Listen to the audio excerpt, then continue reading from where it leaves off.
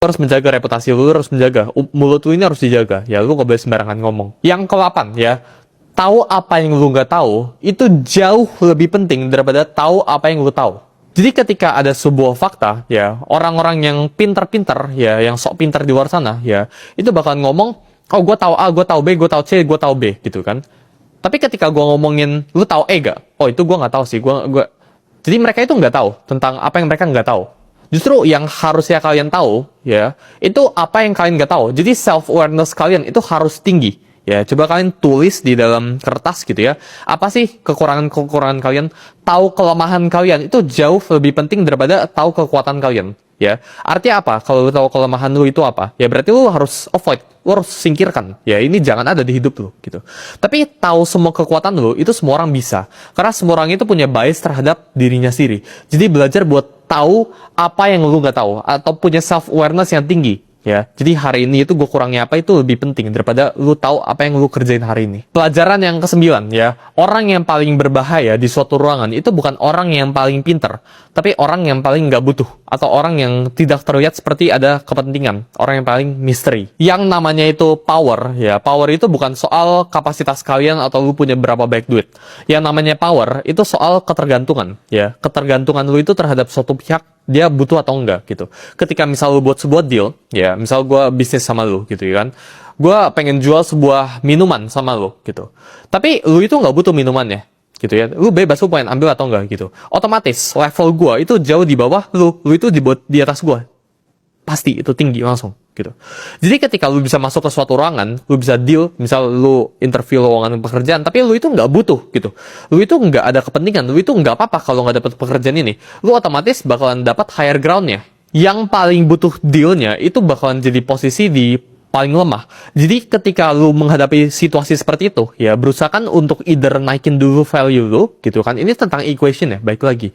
Ya, ketika lu nyadar posisi lu di bawah mereka, ya berarti jangan negosiasi. Ketika lu nyadar, ya lu itu sedang bernegosiasi sama orang yang gak butuh lu, ya lu jangan negosiasi sama dia. Itu losing game, lu udah pasti kalah negosiasi sama dia gitu. Itu pasti bad deal sama dia. Jadi yang lu bisa lakuin apa? Lu harus naikin dulu value lu, gitu kan, sampai di tahap dimana orang itu yang butuh lu. Dan orang itu yang reach out ke lu. Lu harus belajar buat bangun posisi di mana lu itu bisa bilang, enggak, gua nggak mau gitu kan. Tanpa konsekuensi besar. Ya. Ini orang-orang di luar sana ya merasa mereka itu bebas, merasa mereka itu punya power. Tapi mereka itu ada beberapa offer ya, orang-orang di luar sana yang kalau ayo ke tempat ini, mereka itu nggak bisa bilang enggak, mereka harus siap bos gitu. Nah itu bukan sebuah kebebasan, itu bukan sebuah power. Kan harus belajar buat become independent ya. Kalau orang tawarin lu, siapapun di luar sana gitu ya, tawarin lu, mau gak ke tempat ini gitu kan, mau gak deal gue sama bisnis gue ini gitu. Lu harus belajar buat bilang enggak tanpa ada konsekuensi besar. Yang namanya itu neediness ya, atau kebutuhan ya, atau desperation again yang gua tadi bilang, itu nggak bisa disembunyikan. Ini akan eventually kelihatan ya seiring waktu berjalan.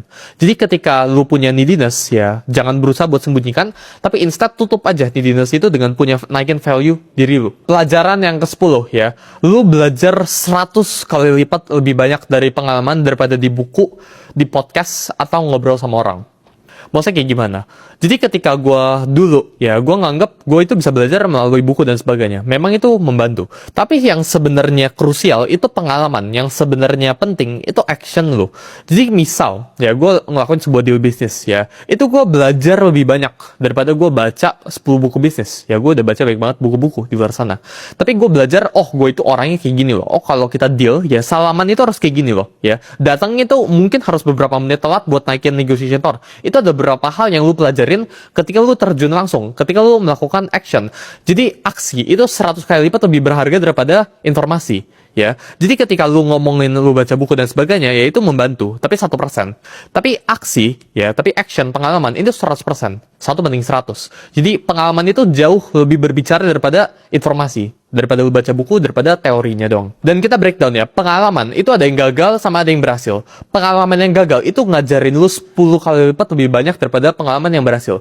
Karena ketika lu berhasil, yang lu lakukan itu lu sibuk selebrasi. Tapi ketika lu gagal, lu itu bakal lebih reflektif. Ketika lu berhasil, lu itu bakalan punya bias ya. Oh, gue udah bener kok, ngapain gue improvisasi diri gitu kan, ngapain gue improve diri gue. Tapi ketika lu lagi gagal, ya lu bakalan belajar lebih banyak. Jadi pengalaman itu 100 kali lipat lebih baik daripada informasi ya, 1:100. Tapi pengalaman yang gagal itu 10 kali lipat lebih bagus daripada pengalaman yang